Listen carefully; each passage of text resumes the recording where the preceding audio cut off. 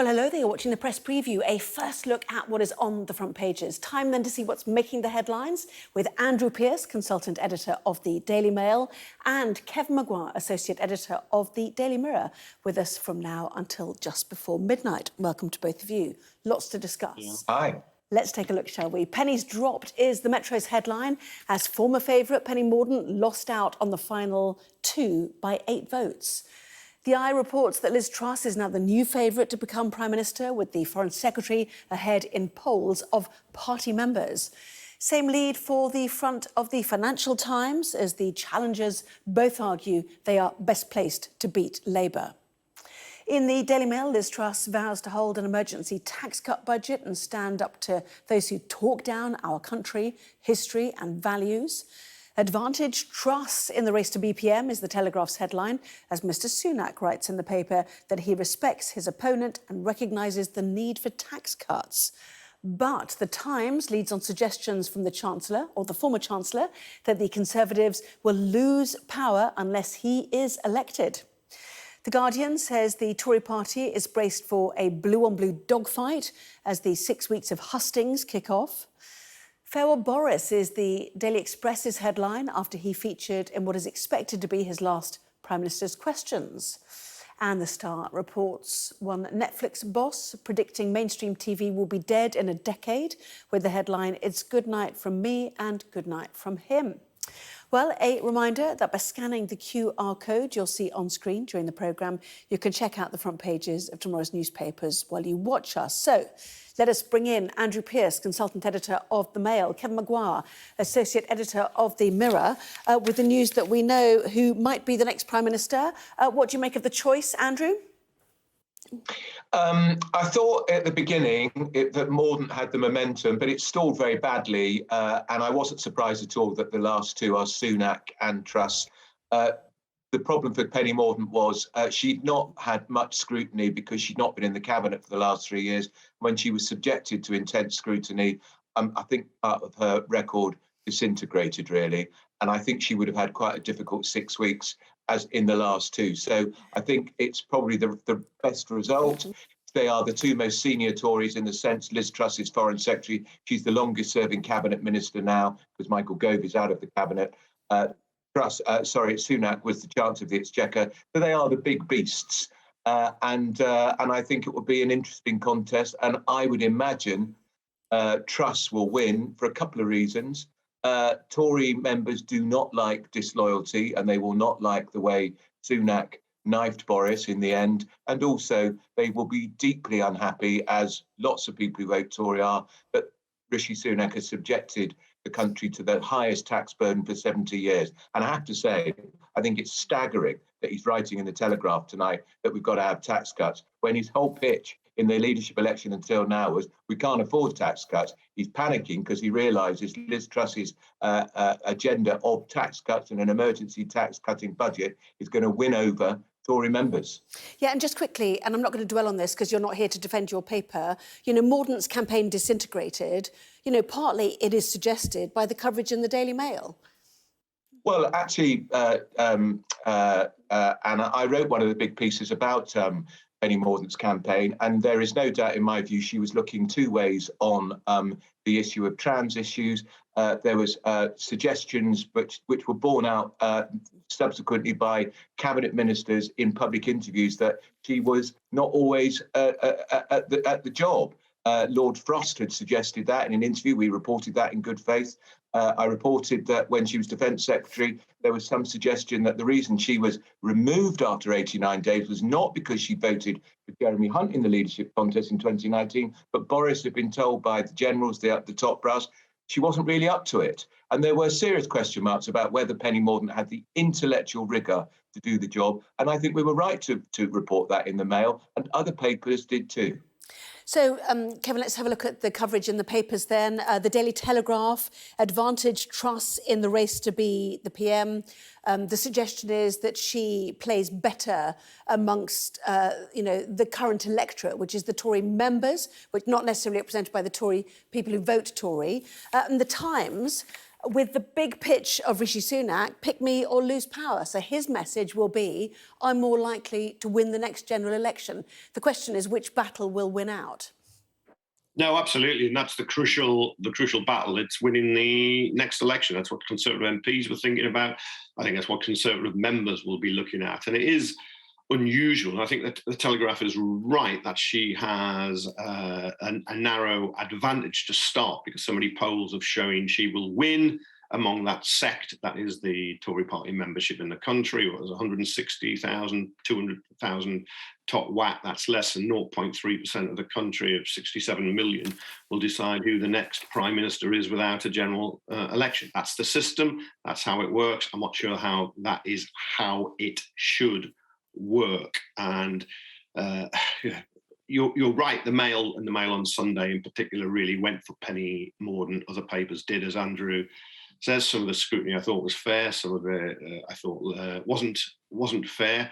I'm not sure her campaign disintegrated. She got 105 votes, which was pretty good. She was only 8 behind Liz Truss. All it needed was 4 Tory MPs to change sides. But watching Penny Mordaunt, the attack I couldn't quite believe, and I watched it. It was on Sky News. It was Beth Rigby speaking to Anne-Marie Trevelyan, who was Penny Mordaunt's boss at Trade, still is her boss at Trade, saying she wasn't really doing the job. I thought it was absolutely incredible. I can't recall a minister attacking another serving minister, a junior serving minister, in that way. But Rishi Sunak, he concedes that he's starting from behind, that he's second, he's got a power forward. I'm not sure it's in the bag for Truss as much as it's kind of been assumed with the bookies. We've seen surveys and polls all over the place so far. And I think minds will be focused. And however I disagree politically with Sunak and Truss, you've got to say that Sunak always strikes me as an adult, a grown-up, while Truss looks a frightened rabbit. Watching her in the last debate on ITV, she clearly was struggling, and she could be found out in the head-to-head debates when they start. They'll be on TV, as you know. Sky will do one, BBC will do one, I'm sure other channels will, and then you have those 12 regional hustings around the country. She is going to have a lot of questions to answer, just as Sunak will. Yes, and the Telegraph says Mr Sunak's allies believe an increased number of media appearances and public events will win over support. Presumably, therefore, to the detriment of Liz Truss. And the tax cuts part of it, he does say, ultimately, tax cuts are ultimately needed for growth. His message to Liz Truss has always been that actually tax cuts are inflationary, and that's the thing we really need to control right now. But moving on to The Guardian then, blue-on-blue dogfight as Sunak and Truss face off. Will we see more of this skullduggery, the bad words, or will it clean up now, do you think, Andrew? I think it will clean up, because I think the big mistake was, I couldn't believe they agreed to it, 5 of them on a platform with Channel 4, with an audience which was always going to be hostile, frankly, to the Tory party, a Channel 4 audience. It was madness. I couldn't believe they did it. One-on-one is fine. It's a proper grown-up debate. And the ITV debate, I couldn't believe it. I thought Julie Etchingham was very good. But again, it got very personal and abusive, and it was giving gifts to Labour by the dozen, talking of socialism and too high taxes. I mean, Labour are going to bottle that some of those broadcasts and use them in party political broadcasts from now until the general election. So they were right to pull the plug, in my view. But I think the debate between the former Chancellor and the Foreign Secretary would be much more civilised, much more grown up, and could be very illuminating. And there is no doubt Liz Truss is wooden. She's a very wooden performer. I think she needs to raise her game in that respect. I talked to her people before and said, she does a very, very passable impersonation of a Dalek, and she needs to change that. Mrs. Thatcher, remember, though, when she first got in 1979, she was very shrill, her hair was terrible, her teeth were terrible, her clothes were terrible, and she just got better, and she grew into the job and was fantastic, in my view, in the end. So Truss can grow and learn in the job, but she's only got 6 weeks in which to show that she's the polished performer, because Rishi is an incredibly polished performer. But I wonder if some people might think just a bit too slick. Those slick videos, just all a bit too polished for some people. Not enough rough edges. No, that's interesting. I mean, to be fair, Liz Truss has had a chance to grow into the job. She's had a number of high-profile ministerial roles already, hasn't she? I just want to just finish this section on Boris Johnson. You might say he ended PMQs in his usual ebullient style. Hasta la vista, baby. See you later. He refrained from "I'll be back." But was that the hint? Do you think, Kevin? Yeah, Liz Truss has grown at the job. Hopefully now, as Foreign Secretary, she won't confuse the Black and the Baltic Seas anymore. They are 700 miles apart. Maybe she goes to bed with an atlas and finds out where the world is. I think it's an odd choice for the Express. It has been the cheerleader to the bitter end of Boris Johnson, but the stories move on to who's going to be the next Prime Minister. Is it going to be Sunak or is it going to be Truss? And farewell to Boris. It's almost a black border there round on the Express as they weep. And that parting shot at Rishi was quite clear. I don't think there's any hint I'll be back. He shouldn't be quoted from Terminator. I think True Lies is the film that would be more appropriate for Boris Johnson, given his record of fibbing all the way. He'll hang on, although there are rumours he might go for the editorship of the Evening Standard, which of course you could get a lot of money. And oh God, who owns that? Let's think who owns. Oh, I know, it's Lord Lebedev of Moscow, isn't it? Whose dad, the former KGB spy he met in Italy. Anyway, we'll see what he does next. But we will see, as you say. Anyway, yes, Andrew shaking his head at all of that. But he's not going to be editor of the Evening Standard because it's only about 4 pages. It's only taken 5 minutes to edit it. Okay. That would be too easy even for Boris, who's not exactly famed for his appetite for hard work. No, well, it could give him a lot of time to do other things. I mean, he's got to basically steam off all that gold wallpaper now in number 10 because he paid for it in the end, didn't he? He could always get somebody retrospectively to bung him the cash. Maybe that's how they'll judge who's the next PM, whether they'll live with the wallpaper or not. Anyway, we'll see, shall we? Lots more still to come. Walls.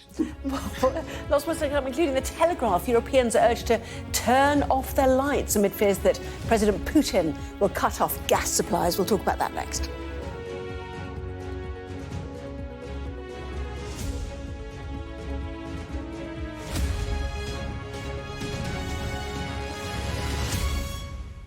Well, welcome back. You're watching the press preview. With me once again, Andrew Pearce, consultant editor of the Daily Mail, and Kevin Maguire, associate editor of the Daily Mirror. Welcome back to both of you.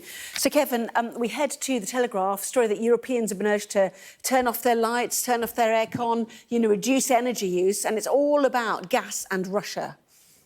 It is 15% reduction as the target. Ursula von der Leyen, the European Commission president, saying, look, Russia is blackmailing European countries. Powerhouses such as Germany depend so heavily on Russian fuel. And the Ukraine war, in many ways, is not in the headlines anymore. You very rarely read it on the front pages. But you can see the reluctance of some countries to impose tougher sanctions precisely because they are dependent, and Russia could turn off the taps and it would lose income, which is why it doesn't do it, of course, but it would plunge those economies into a deep depression. And it is serious. We're paying a price for being dependent on carbon fuels from Putin for so many years. Yeah. We just got 1 minute left, Andrew, actually, and it looks like the FT has been looking into Lord Alan Sugar under pressure to clarify his tax status in the UK. Yeah, they've got a good story here. So obviously a scoop. They've revealed that he's taking leave of absence from the House of Lords. Quite a lot of peers do that, but they suggest the tax arrangement he's in suggests that he about to go abroad and possibly become a tax exile or go offshore. All of this is fascinating, not least because, of course, he still presents that TV show that I've never watched, actually, The Apprentice. That would be very hard to carry on, I would have thought, for a household name show like that, if he's domiciling himself overseas for tax purposes to save money. He's a very, very rich man, and therefore, if this story is correct, it suggests he's going to go elsewhere to limit his tax. And we need every penny we can in this country in the tax coffers. Thank you very much, Lord Sugar. Lord Sugar spokesperson saying, "We are instructed to tell you that Lord Sugar is a UK taxpayer and will remain so. Please do not ask any further questions as they will not be answered." So there we are. We've run out of time. I do Right. apologise.